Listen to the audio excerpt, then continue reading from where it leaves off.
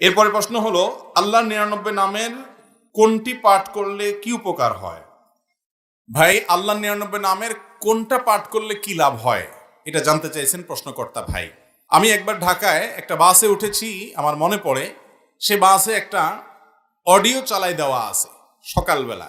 সেখানে বলা আছে আল্লাহর অমুক নামটা এতবার পাঠ করলে জপলে অমুক উপকার হয়, অমুক নামটা এতবার জপলে অমুক সুসংবাদ পাবেন, অমুক নামটা এতবার জপলে আপনার বিপদ দূর হবে, এরকম অনেক কথা বলা আছে। এটা ঠিক যে আল্লাহ রাব্বুল আলামিনের গুণবাচক নামগুলো ধরে ধরে আল্লাহর কাছে দোয়া করলে আল্লাহ তাআলা আপনার দোয়া কবুল করবেন, সে আশা আপনি করতে পারেন।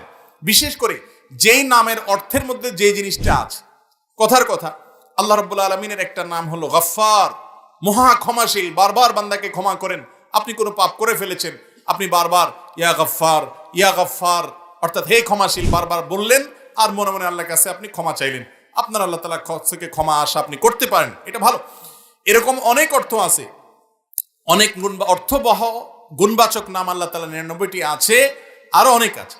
এই নামগুলো আপনি ওই অর্থের দিকে তাকিয়ে যদি পড়েন আল্লাহর কাছ থেকে কোনো কিছু পেতে পারেন। কিন্তু দুঃখের বিষয় হলো আল্লাহর নামগুলো এগুলো জপে জপে দুনিয়ার বিভিন্ন স্বার্থ হাসিলের জন্য আল্লাহ তাআলা এগুলো আমাদেরকে দেন নাই।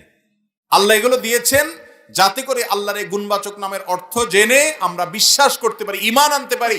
যেমন কথার কথা আল্লাহ তাআলা আলিম, সব কিছু জানেন, তিনি জানেন না এমন কিছু নেই, তার কাছে কিছু গোপন রাখা যায় না। এটা জানার পর আমি আল্লাহ সম্পর্কে ধারণা নিলাম, এই বিশ্বাস রাখলাম, ঈমান আনলাম, এই জন্য আল্লাহর গুণবাচক নাম দেয়া হয়েছে। আল্লাহ রাব্বুল আলামিনের গুণবাচক নাম হলো কাদির, তিনি সব কিছু করতে অসক্ষম, তিনি পারেন না এমন কোনো কাজ নেই, এমন কোনো বিষয় নেই। এটা জানার পর আমার আল্লাহ মহা পরাক্রমশালী, এই মর্মে আমি ঈমান আনলাম। এই জন্য আল্লাহর গুণবাচক নামগুলো দেয়া হয়েছে। দুঃখজনক যে আজ সেগুলোর অর্থ জানার খবর নেই, ওইগুলোর প্রতি ঈমান আনার খবর নেই। আমার রবের পরিচয় আমি জানি না, আল্লাহর ক্ষেত্রে কি গুণ ফিট করা যাবে কোনটা যাবে না সেগুলো আমাদের ধারণা নেই। আমরা আল্লাহর গুণবাচক নাম দিয়া কি হাসিল করব, কতবার জিকির করে জপে, কতবার পড়ে কোন উদ্দেশ্য হাসিল করব সেই ধান্দায় আছি। এমনকি কোরআনে কারীমের ক্ষেত্রে, দোয়ার ক্ষেত্রেও দেখবেন যেই দোয়া পড়লে দুনিয়াবি লাভ আছে ওইগুলো মানুষ বেশি বেশি পড়ে। ওই দোয়াটা বললে বলে হুজুর আবার একটু বলেন, আবার একটু বলেন দেখি, দোয়াটা মুখস্থ করে নি, কারণ এই দোয়া পড়লে বিপদ থেকে বাঁচতে পারবো, অমুকটা হবে। কিন্তু কোন দোয়া পড়লে সওয়াব হবে, আখিরাত উপকার হবে, এইটার ব্যাপারে আগ্রহ বেশি একটা দেখা যায়। অতএব আমাদের মানসিকতার পরিবর্তন করতে হবে।